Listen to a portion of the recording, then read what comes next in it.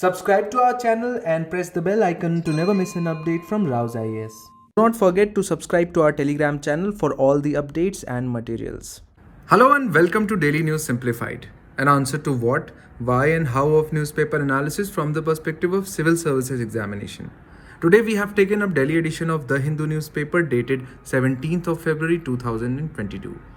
The articles which we shall take up today have been displayed on your screen. And let us now begin the discussion with an important announcement.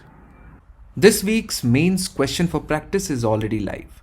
And the question for this week is, stating the requirement to control India's population, analyze the population regulation bill introduced in the parliament. The answer needs to be written in 250 words.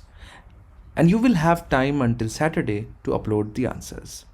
All those people who upload the answers by Saturday will get it evaluated from the faculties of RAU'S IAS. Let us now begin the discussion. So the first article which we have taken for today's discussion appears on page number 14. Manufacturing may need continued policy support, says RBI official. The manufacturing sector will need continued policy support for smoother and faster recovery to attain the long-term trend path. Although the sector may soon attain its pre-COVID level, the process of attaining long-term trend levels may take some time, as has been written by an article published by Reserve Bank of India. Now, whenever we talk about Indian economy, we always grudge about low levels of employment and contribution to and from the manufacturing industry or the industrial sector. And at the same time, we also know that for India to rise up in the ladder of developing countries and to become developed, there is no better way to increase this contribution coming from manufacturing sector. If we want to employ more and more people, especially in low skilled or unskilled jobs, we need to create more jobs in manufacturing sector, which is not happening right now. Apart from that, if you look into GS paper 3 syllabus, effect of liberalization on economy followed by changes in industrial policy and their effects on industrial growth is a part of your syllabus. And when we talk about Indian manufacturing, there are three main dimensions which you should be concerned with. First is, what is the current level of manufacturing in our country? What is it that the government is doing to help manufacturing sector in our country? But still, there are a lot of challenges, and then followed by solutions. And all of this we are going to discuss in the next 18 minutes. Let us now begin the discussion. So in order to understand the full spectrum of this manufacturing sector, you will have to go back and look as to what other countries did in order to become a manufacturing hub. Countries across the world have relied upon basically three modes to develop industrially: geography, geology, and genes. Countries such as Switzerland and Mauritius have focused on promotion of tourism, which is basically your geography. Whereas countries such as Saudi Arabia, Australia, Canada have relied on their rich natural resources, and countries such as Singapore, Thailand and South Korea and also China have relied on low-cost manufacturing by making optimum utilization of their human resource, which is symbolically represented as the workers who normally wear jeans. Now, in spite of having world's second largest population, India has failed to capitalize on genes and promote low-cost manufacturing, which is the topic for today's discussion. Now, in this context, the Indian manufacturing sector exhibits many peculiarities. First is that its contribution is not just low, which stands at around 17%, but at the same time, it is stagnant through many decades. Second is that its composition is more skewed towards the skill and capital intensive industries or activities. And third, only a small share of employment in manufacturing is in organized manufacturing. The unorganized manufacturing sector accounted for almost 70% of total manufacturing employment. And finally, employment is heavily concentrated in very small firms. And so if India wants to increase the share of manufacturing sector in overall economic activity, if it wants to employ a lot of people by offering low-skilled organized jobs, India needs to do a lot of things. And it's not like India is not doing anything. India has indeed come up with a lot of schemes, policies, and various other kinds of measures which are directly or indirectly indeed helping the manufacturing sector. And so let us now quickly have a look at all these initiatives. Starting with, of course, our favorite Make in India action plan. which has aimed for increasing the manufacturing sector's contribution to 25% of the GDP by 2020. That has not happened, of course, because of various reasons, but that was the plan.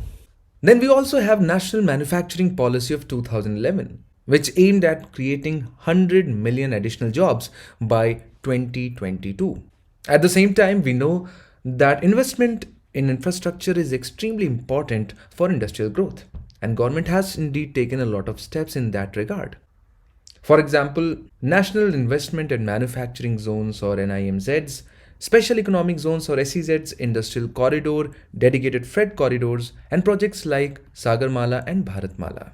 All of them have together tried to strengthen India's infrastructure so that our industrial sector can be given a rapid boost. Then there are a lot of other schemes as well directly trying to help the manufacturing in our country. For example, Production Link Incentive Scheme, Startup and Stand Up India, Mudra Scheme.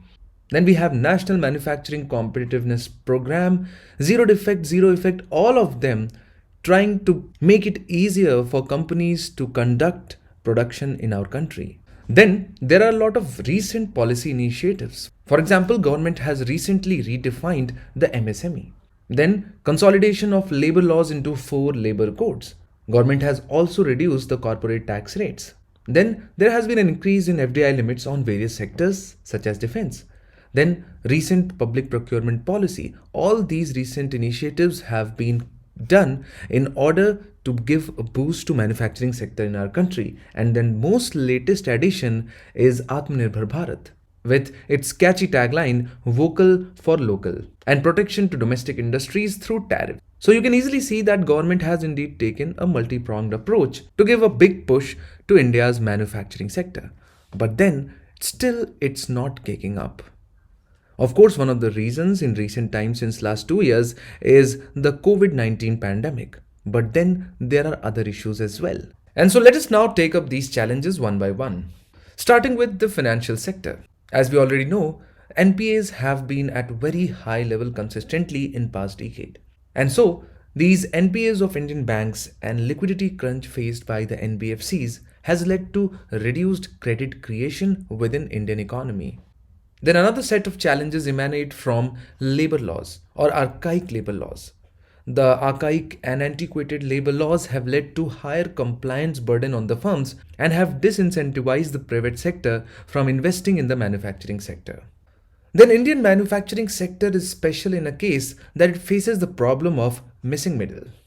The manufacturing sector is basically dominated by very large number of small enterprises and a relatively less number of large-scale manufacturing enterprises. And there is almost near absence of middle-sized firms, which is known as missing middle. And such a peculiar scenario is referred to as problem of missing middle. And this has been basically attributed to government incentive structure and policies. Because most of the government schemes and policies can be availed only until a ceiling of investment or size is hit. So for example, if you look into the categorization of MSME sector, it is based on investment. And so as soon as you grow out of that particular limit, you will stop receiving the help from the government, which these industries or the companies do not want. And so in order to keep availing these government benefits, most of the companies prefer to stay within that cap or limit, and so they never become mega firms. Then of course we know that India, just like all other sector, is lacking in skilled human resource. As per census of 2011, India has almost 53% of the population in the working age group. However, in order to optimally utilize the demographic dividend, we need skilled human resource. The lack of availability of skilled human resource is considered to be a constraint for the manufacturing sector. Then India is quite infamous for very high logistical costs. The logistical costs account for almost 12 to 14% of India's GDP as compared to 8 to 9% in other countries. And you can understand that this 5% gap is not something which we can ignore upon. Then in recent times, the impact of free trade agreements is something which is already being felt on India's manufacturing sector. The FTAs signed by India with developed countries such as Japan, South Korea have led to import of cheaper foreign goods and hence adversely impacted the domestic manufacturing. then the level of corporate tax rates within India was considered to be at least 50% higher as compared to other emerging economies. It was only recently that the government has decided to reduce the corporate tax rates and bring them on par with the tax rates prevailing in other countries. And so, the impact of this step is going to be felt in 5 years from now. But so far, this was also one of the major reasons hindering the growth of industrial and manufacturing sector in our country. And then, lack of technology adoption. The adoption of new technologies like AI, data analytics, machine to machine communications, robotics, and related technologies, which are collectively called Industry 4.0, are a bigger challenge for SMEs than for organized large scale manufacturing sector. So while these are the most important and significant reasons attributing for lack of growth of industrial sector in our country, but there are other reasons as well. For example, cumbersome land acquisition procedure, poor ease of doing business, greater amount of policy uncertainty, and poor infrastructure. And list just goes on and on. But these are the most important reasons. When you have to write an answer, you cannot write all the points because you have to prioritize as there is a word limit. And so when it comes to 150 or 250 word answers, these 8 to 9 points are more than sufficient. And so what could be the solutions or way forward that we can think of with respect to increasing the industrial production in our country? And starting with coastal economic zones. And so there is a need for port-led industrialization by fast-tracking implementation of CEZ or coastal economic zones. Setting up of coastal economic zones in China, such as Shenzhen, enabled it to attract manufacturing companies from Taiwan and Hong Kong. And hence, there is a strong need to replicate the same to attract companies from China now. We have created special economic zones, but we created them and distributed them across the country without paying attention to the fact that they should be on the coastal locations. And now is the time to reform that policy. Then there is a need to focus on sunrise sectors. There is a need to focus on these emerging sectors which are based on new age technologies such as blockchain, robotics, machine learning, big data, AI. And there is a need to leverage opportunities created by Industrial 4.0, which we saw is one of the challenges which Indian industry is facing right now. Then there is a need to boost innovation through startups. Conducive ecosystem for nurturing and promoting startups through access to finance, handholding, access to market, and tax incentives. If this is done properly in an institutional way, there is no doubt that the new and emerging startup ecosystem in our country is going to thrive and take industrial sector a long way. Next set of suggestion deals with foreign investment, but through plug and play model and just not investment. On which count, India is already doing well, but now is the time to adopt play and plug model or plug and play model, under which the investors are provided with all the paraphernalia which is needed to start or initiate a business and production. So for example, the investors are provided with land at affordable cost with all necessary pre-clearances including environmental clearances. And if we are able to provide this, that will obviate any doubts that investors from across the globe might have before investing in our country. So for example, it would provide inbuilt office spaces and all the basic facilities such as electricity and water. And one of the biggest advantages of such a model is that it kick-starts the production as early as possible without any hurdles. Some of the states such as Maharashtra, Haryana have decided to adopt such a model to boost foreign investment. And this model indeed needs to be replicated by other states as well. Then there is a need to facilitate investment by reforming public sector banks to enhance credit creation, strengthen corporate bond market, and improve financial position of NBFCs. Because if you remember, we started the discussion of challenges by stating that there is a poor condition of the financial sector. Because our banks and especially the public sector banks are reeling with high level of NPAs and so they are not able to extend the credit. And so there is a need for reforming the governance structure of the PSBs so that they are not only able to identify the stressed assets, at the same time they are also able to recover more loans. At the same time, the private companies should also have other avenues for finances, which is corporate bond market, which is quite underdeveloped in our country. Government needs to financially support manufacturing clusters and provide single window clearances to entrepreneurs and investors. And there is a need to extend production link incentive scheme to almost all the sectors related to manufacturing. At the same time, there are other solutions also or way forwards which can be written. For example, there's a need to focus on quality standards to boost exports, renegotiation of MTAs, and skilling India. But these points are sufficient for the purpose of mains examination if there is a question of Indian manufacturing. You should recall the various dimensions, and the dimensions are what Indian government is doing as far as manufacturing is concerned, what are the challenges which are still plaguing manufacturing in our country, and what could be some of the possible solutions. Let us now move on to the next news. The next article for discussion is again very important and appears on page number 1 and 8. Tribunal appointments being taken lightly, says Supreme Court. So yesterday, Supreme Court has made an observation that government has made abrupt efforts to fill vacancies in tribunals some time back after a Supreme Court reprimand, but nothing has happened after that. And this has again brought the issue of tribunals into the news. The tribunals, which were created for ensuring speedy justice and disposal of cases, removal of burden from higher court and lower courts, have run into troubles. And they have run into troubles because of various reasons. There are reasons inherent to the tribunals. Then there are reasons due to the interference of the executive. Apart from that, if you look into GS Paper 2 syllabus, under GS Paper 2, statutory, regulatory and various quasi-judicial bodies is a part of your syllabus. And tribunals are the quasi-judicial bodies.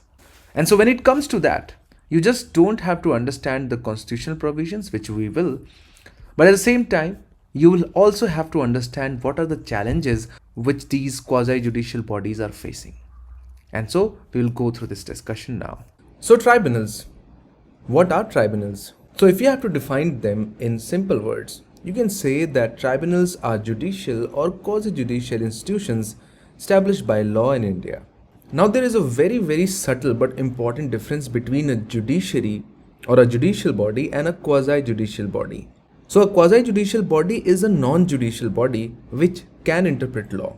And so they are generally in the form of either an arbitration panel or tribunals. So in this case, we are going to discuss the tribunals. Now the obvious question which arises is that when we have such an extensive system of judiciary, we have lower courts, we have high courts and Supreme Court, why do we need a separate set of quasi-judicial bodies? And there are mainly two reasons for that. First is that they intend to provide a platform for faster adjudication as compared to traditional courts. So we already know the kind of pendency we have in our court system, right? So the pendency of cases in courts is one of the key challenges faced by judicial system. As of June 2021, there are around 91,885 cases pending for more than 30 years in different high courts in our country. So now you can imagine that these are the number of cases which have not been disposed for more than 30 years. And we have not taken into account the cases which were filed last year or in last 5 years, 10 years and 20 years. Then in Supreme Court, the situation is no better.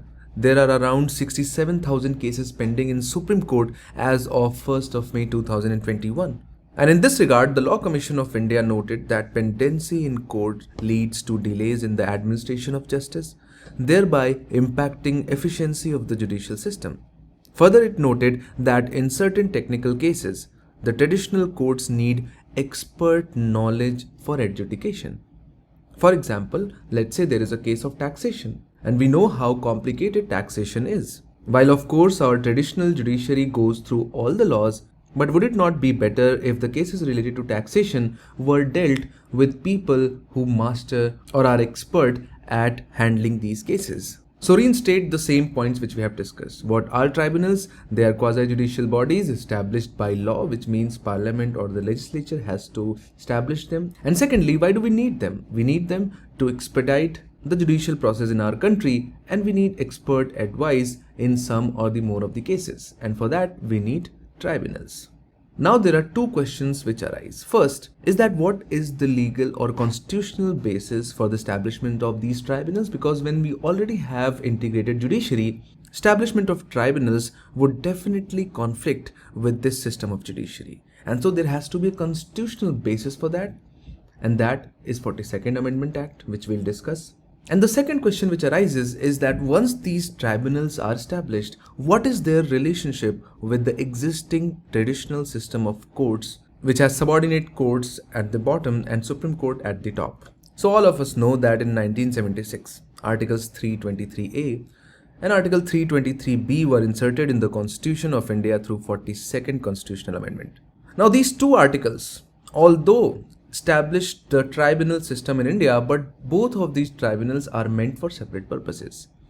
While Article 323A empowered the Parliament to constitute administrative tribunals, while Article 323B specified certain subjects such as taxation and land reforms for which Parliament or the state legislatures may constitute tribunals by enacting a law.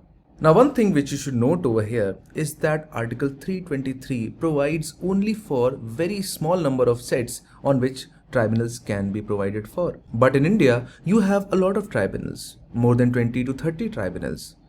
And so how is that possible? Now that has been made possible by a 2010 Supreme Court judgment when the Supreme Court clarified that the subject matters under Article 323B are not exclusive, and legislatures are empowered to create tribunals on any subject matters under their purview as specified in the 7th schedule of the Constitution of India. So basically Parliament can make tribunals on all the matters under list 1, and state legislatures of course can make tribunals on all the matters of list 2, and both of them can do the same for list 3. So that is it. Now here, from the perspective of prelims examination, two things should be noted over here.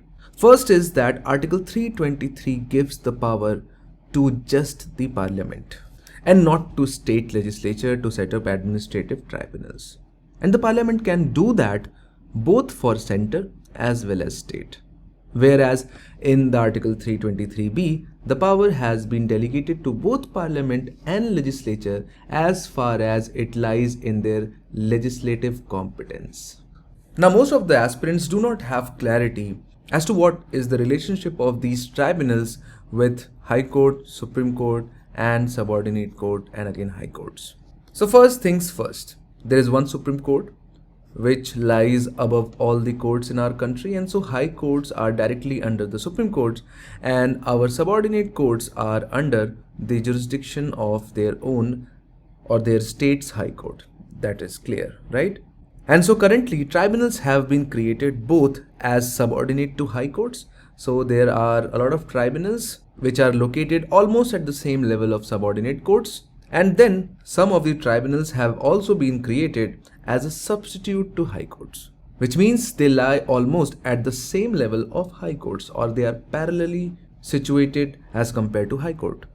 So in this case, the appeals from the decision of the tribunal, for example Security Appellate Tribunal, lie directly with the Supreme Court.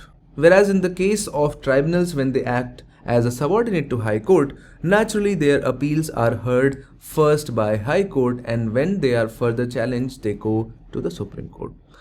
So as far as the arrangement of tribunal in our judicial system is concerned, we have placed them at two locations and not just one. So in this case, substitute to High Court, and in this case, subordinate to High Court.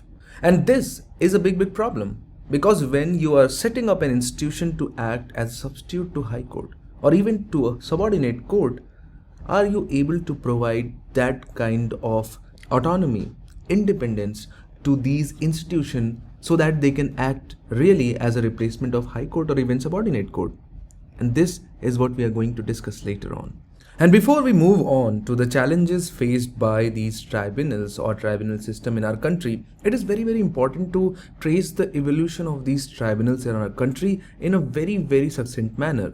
And it is not at all important to keep these dates and these recommendations in your mind, but they are going to play a big role in making you understand the tribunal system in our country. So in 1974, 6th Law Commission recommended setting up a separate high-powered tribunal and commission for adjudication of matters in High Court. And so of course that was aimed at reducing the amount of pendency at the High Courts. Then Swaran Singh Committee in 1976 noted that high courts were burdened with services cases by public servants, and hence it recommended setting up of administrative tribunals. An All India Appellate Tribunal for matters from labour courts, tribunals for deciding matters related to various sectors, for example revenue, land reforms and essential commodities. And it recommended that decisions of the tribunals should be subject to the scrutiny of Supreme Court. Following the recommendation of the Swaran Singh Committee in 1976, 42nd Constitutional Amendment was passed, and so it empowered the Parliament to constitute administrative tribunals and other tribunals. We have discussed that. Since 1980, several tribunals have been established so far. One of them is Central Administrative Tribunal for Administrative Matters, Security Appellate Tribunal to hear cases against decisions of financial sector regulators, Appellate Tribunal where decisions of Central Film Certification Board could be challenged, and Appellate Tribunal for Electricity to hear tariff issues. And there are many other tribunals. But in 2017, through Finance Act 2017, the tribunal system in our country was reorganized. It was reorganized by merging tribunals based on functional similarity. And so, the number of tribunals was reduced from 26 to 19. And at the same time, the Finance Act 2017 delegated powers to the central government to make rules to provide for the qualification, appointment, removal, conditions of service for chairperson members of tribunals. And then, in 2021, we have Tribunal Reforms, Rationalization and Conditions of Service Bill 2021, because of which we are discussing the whole thing today. As the bill was pending at the end of the session, an ordinance with similar provision was promulgated in April 2021. They abolished 9 tribunals and transferred their functions to existing bodies, judicial bodies, and mainly high courts. And so the main challenges which these tribunals face is right there on your face, on your screen. It is the ability of the government to tweak with their service conditions, the way they are appointed, the way they are removed, the way they are merged, the way they are created and abolished. This is not possible in case of traditional judiciary. The government cannot abolish High Court, Supreme Court or even the local level of judiciary. And so the obvious question which arises is that when you are transferring such important judicial powers to an authority like a tribunal, are you enabling them with the same kinds of autonomy, independence and powers? You are not. And so whenever we talk about the challenges being faced by the tribunal system in our country, mainly we talk about 2 challenges. First is their quasi-judicial bodies, whether they have the same degree of independence from the executive as the courts that they replace. And the second deals with their success in achieving quicker decisions on disputes. Of course, in addition, their place within the constitutional scheme of our country has been questioned a lot. And Supreme Court has examined some of these issues and has laid out some principles. And let us now start understanding the challenges faced by tribunals by degree of independence that they have. And it is important for these tribunals to be independent because you are transferring the powers of adjudication of High Court to them.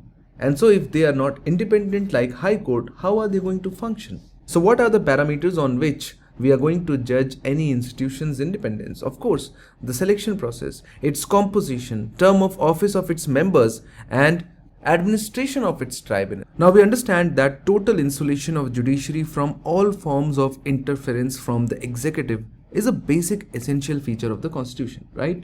And tribunals are quasi-judicial. Now generally what happens in the selection process of these quasi-judicial bodies or tribunals is that there is a panel which selects the members. So for example, the selection committee for appointment as a member of Central Administrative Tribunal consists of 1 member from judiciary, which is a sitting judge of a Supreme Court who is nominated by Chief Justice of India, and 3 representatives of the Government of India. For example, Secretary to the Government of India, Secretary to the Government of India in Ministry of Law and Justice, and of course Chairman of Central Administrative Tribunal himself or herself. So now you can see that there is 1:3 ratio of judiciary is to executive in the selection committee. And so you can say lack of judicial dominance in the selection committee of tribunal violates the doctrine of separation of powers. And it is actually an encroachment on judicial domain, right? And not to forget that executive is often a party in litigation themselves. Then the next important challenge which the tribunals face is about the composition of the tribunals themselves. We know that tribunals contain both members from judiciary or judicial members as well as expert members or people with technical knowledge, and this is what distinguishes a tribunal from a traditional judiciary where all of the members of a bench are just judges. And so in a lot of tribunals the composition is such that the technical members are in majority whereas the judicial members are in minority. And so when you are transferring a matter from a high court to a tribunal, this is where you breach or dilute the independence of the judiciary. So dominance of executive not just in the selection process but also in the composition of the benches as well. Then the term of office or the conditions of office of members of these quasi-judicial bodies is very, very important. Because if government has power to remove them, to reappoint them, to make them members of other committees, then of course it is going to impinge upon the independence of these tribunals. Now short term or tenure in the office is very, very problematic one. Because by the time members achieve the required knowledge, expertise and efficiency, their term gets over. Further, it discourages meritorious candidates from applying for such positions as they may not leave their well-established careers to serve as a member for a very short period. And so in 2020, Supreme Court stated that the term of office for the chairperson and other members must be 5 years, subject to maximum age limit of 70 years for chairperson and 67 years for other members. We know that the administration of these tribunals are under some or the other ministries. So when the administration of a tribunal is being handled by a ministry, of course it does not bode well with the independence of that organization. So this is about degree of independence, which has 4 parameters in it. This is a very crucial one and this is the biggest challenge that they face. But the biggest reason for which the tribunals were set up was to expedite the cases or reduce the number of pendency in the High Court and the lower court. So how has been the success of these tribunals in achieving quicker decisions?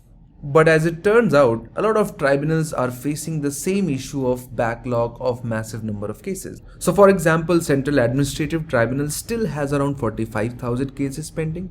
90,000 cases are pending in Customs, Excise, Service Tax Appellate Tribunal. Income Tax Tribunal has around 90,000 cases and 10,000 and more than 10,000 cases in Armed Forces Tribunal. And similar is the case with most other tribunals as well. And so if you compile all this data together, it is almost at the same level of that of traditional judiciary. And so the people start asking questions, how good or what is the benefit we are deriving out of these tribunals? They are neither independent nor are they doing their work faster than the traditional court. And of course the biggest reason behind this pendency still continuing in tribunals is the lack of human resources, because they don't have adequate number of judges. If they have sufficient number of judges, they don't have staff to support them. And then finally comes the matter of constitutional scheme. Where do they actually fit in and how are they justified?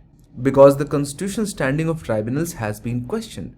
In particular, whether the jurisdiction of high courts and Supreme Courts can be removed at all. So in 1986, Supreme Court ruled that Parliament may create an alternative to high courts provided that they have same efficacy as high courts. So you can transfer them some powers, they can replace high courts, but they need to have the same level of autonomy and independence as that of high courts. But Supreme Court made an important observation. Supreme Court stated that tribunals must not adjudicate on questions related to the constitutionality of their parent statutes. So for example, if there is an income tax tribunal, they can interpret and discuss various cases, adjudicate on various matters based on IT Act, but the tribunal cannot question the constitutional validity of the Act itself. So this is what Supreme Court has said regarding the tribunals, and this is also one of the challenges because simply they do not have the same level of efficacy as that of traditional judicial system. So what about the Tribunals Reforms Bill? What are the provisions of this bill? So the first provision is that it transfers functions of key appellate bodies from appellate bodies to either the high courts or to another existing tribunal. For example, Cinematography Act has appellate tribunal, which now has been transferred to High Court if this bill passes. Similarly, Appellate Board for Copyright Act has been transferred to Commercial Court or the Commercial Court Division of High Courts. And similarly, you can see that there is a lot of rationalization which has been done with respect to a lot of tribunals existing. Then, as we have discussed, that Finance Act 2017 did a lot of changes. It empowered the central government to notify rules on composition of search cum selection committee, qualification of tribunal members, their terms and service condition. Now the bill removes these provisions from the Finance Act. Then, as far as search selection committee is concerned, it will consist of Chief Justice of India or a Supreme Court judge appointed by him, two secretaries nominated by central government, sitting or ongoing chairperson, or a retired Supreme Court judge or a Chief Justice of High Court, secretary of the ministry under which the tribunal is constituted. And similar is the case with the state tribunals as well. And finally, as far as term of office is concerned, the bill provides for 4-year term of office subject to the upper age of 70 for chairperson and 60 for other members. So these are the provisions which are being brought by the new bill. Now you have to let us know in the comment section whether these provisions, if implemented and passed by the parliament, are going to enhance the independence of tribunals or not. Let us now move on to the next discussion. A case for more federal judiciary appears on page number 6 as a lead article. And according to the two authors, there is an imbalance now which the Supreme Court of India needs to address by empowering high courts again. And this article talks about a trend in judiciary where, just like the central government, Supreme Court is also being seen as increasingly centralizing or agglomerating the powers by impinging upon the powers given to the High Court. There are a lot of arguments which have been given by these two authors as a support to their claim. But we have decided not to put forward these claims because we do not agree with them. Because according to the authors, the Constitution of India has visualized Supreme Court and High Court as equal powers, which is incorrect. But we are not going to leave this article. But we are going to utilize this opportunity to visit the constitutional provisions related to Supreme Court. It is extremely important from the perspective of prelims examination. And so we will go through all the static, basic stuff which is needed to understand the Supreme Court and its functioning, its powers and everything. Beginning with the appointment. According to the Constitution of India, the Chief Justice is appointed by the President after consultation with such judges of the Supreme Court and High Court as he/she deems necessary, while the other judges are appointed by the President after the consultation with Chief Justice and such other judges of the Supreme Court and High Court as he or she may deem necessary. Now, the consultation with Chief Justice is obligatory in the case of appointment of judge other than Chief Justice. Now, I have done a separate DNS on the issues and challenges being faced as far as the appointment to higher judiciary is concerned, as you can see on the screen. And so if you are more interested in finding out the issues and analysis related to mains level, you can go and watch that DNS. But here we are going to keep ourselves limited to the prelims relevant knowledge. As far as the qualifications to become a Supreme Court judge goes, the first condition is that person should be a citizen of India and should have been for at least 5 years a judge of a high court or at 2 such courts in succession, or has been for at least 10 years an advocate of a high court or for 2 or more such courts in succession, or he or she, in the opinion of President, is a distinguished jurist, a person who is expert in constitutional and legal matters. A judge of a Supreme Court continues to hold the office until he or she attains the age of 65 years, and a judge of Supreme Court may tender his or her resignation to the President even before he or she reaches the age of 65. A judge of the Supreme Court after retirement shall not do legal practice in any court in the territory of India and shall not plead before any authority under the government. So this is as far as appointment and qualification goes. What about the process of removal of a judge of a Supreme Court? And so the procedure of removal of judge of the Supreme Court is governed by Article 124 Clause 4 and Judges Inquiry Act 1968 in combination. Judge of a Supreme Court can only be removed on the grounds of proven misbehavior or incapacity. These are the only 2 grounds on which a judge of a Supreme Court can be removed. A motion which seeks to remove judge can be presented in either House of Parliament, and such removal motion shall be signed by 100 members if it is introduced in Lok Sabha or 50 members if the introduction is in Rajya Sabha. The Speaker or Chairman, as the case may be, may admit or may refuse to admit the motion, and there is complete discretion in the hands of chairman. Then, if admitted, the Speaker and Chairman will appoint a committee comprising of Chief Justice or Judge of a Supreme Court, Chief Justice of High Court, and a distinguished judges to investigate the charges on the judge. The committee then should submit its report to the House which appointed such a committee. The report is also shared with other House. However, recommendation of such committee is not binding on the Parliament. The motion, if taken for consideration by the House, has to be passed by special majority. And if the bill is passed, it is sent to the second House for their consideration. It is important for you to know that such motion must be passed by both houses separately with special majority, and there is no provision of joint sitting in this procedure. If the other house also passes the motion with special majority, then it is addressed to the President, and finally, President passes the order to remove the judge. When it comes to the powers of Supreme Court, we have to take the help of this very neat schematic diagram presented in NCERT textbook. And as you can see, there are various kinds of jurisdiction given to Supreme Court. While of course there is an original jurisdiction, then there is an appellate jurisdiction, advisory jurisdiction, and a writ jurisdiction. And then Supreme Court also has some special powers. And let us now look at them one by one. When it comes to original jurisdiction, which means for the cases for which you can directly approach Supreme Court, is about the cases where you have to settle disputes between union and states and amongst the states. So for example, if Government of India is fighting a case against states, or Government of India is fighting case against various states, or various states are fighting cases among each other, they can directly approach Supreme Court of India. And this has been given in Article 131. Then you have appellate jurisdictions, which have been enumerated in Article 132, 33 and 34, which tries appeals from lower courts in civil, criminal and constitutional cases. So these are the cases where either of the aggrieved party is unsatisfied with the decision of a high court, and then the decision of the high court is challenged at the Supreme Court level. And so appeal on civil, criminal and other proceedings to Supreme Court can be admitted provided that High Court grants a certificate. When it comes to advisory jurisdiction, all of us know that under Article 143, Supreme Court advises the President on matters of public importance in law. The President can refer to the court either a question of law or a question of fact, provided that it is of a public importance. However, it is not compulsory for the court to give its advice. Then apart from this, there are special powers where the Supreme Court can grant special leave to an appeal from a judgment or matter passed by any court in the territory of India.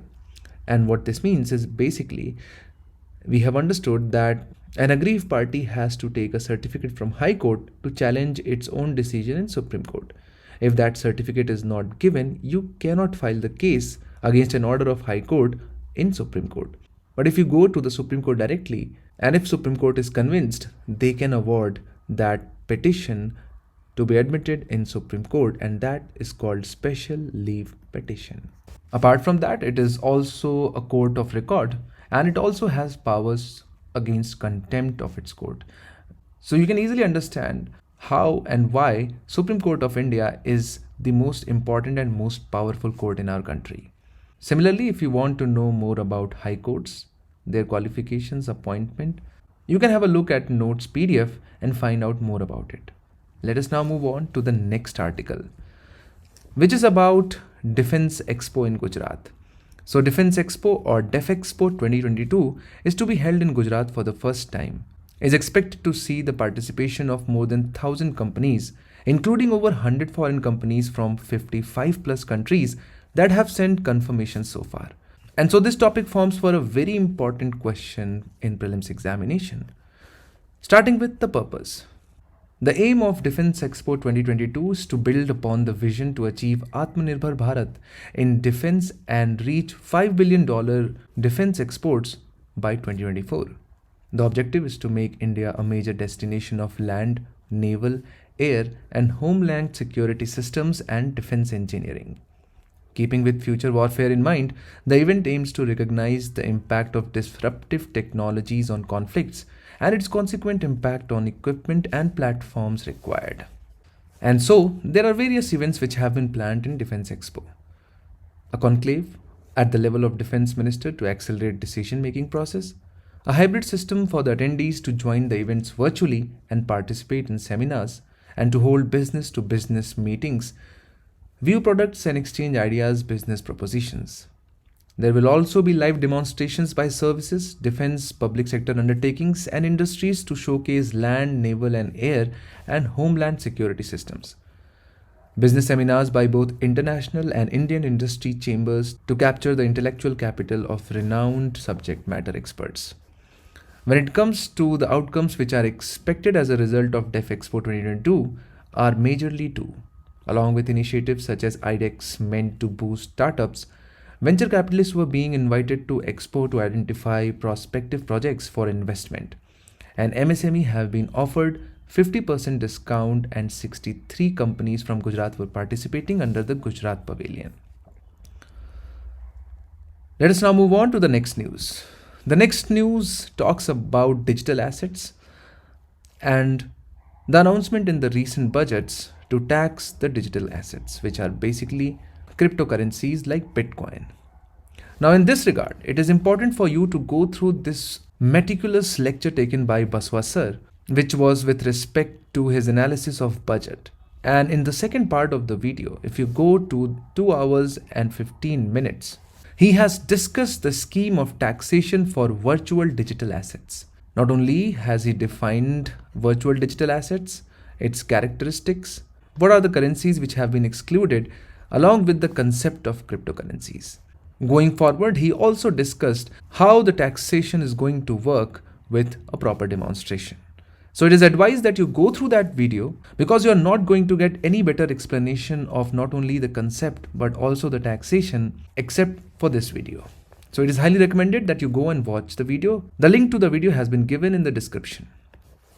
Then this last news which we have taken for today, pause delimitation exercise says National Conference, appears on page number 10, where the National Conference has asked the Delimitation Commission to stop the delimitation exercise forthwith pending final adjudication and disposal of the batch of writ petition questioning the constitutional validity of the Jammu and Kashmir Reorganization Act 2019. And Delimitation Commission is extremely important, and the process of delimitation also, from the perspective of prelims examination. And so in this regard, Jatin sir has already done this detailed discussion on 7th of February, which is like 10 days ago, where he discussed the constitutional provisions, where he discussed the earlier delimitation commissions, and what are the concerns which have been expressed with respect to delimitation commission and delimitation process.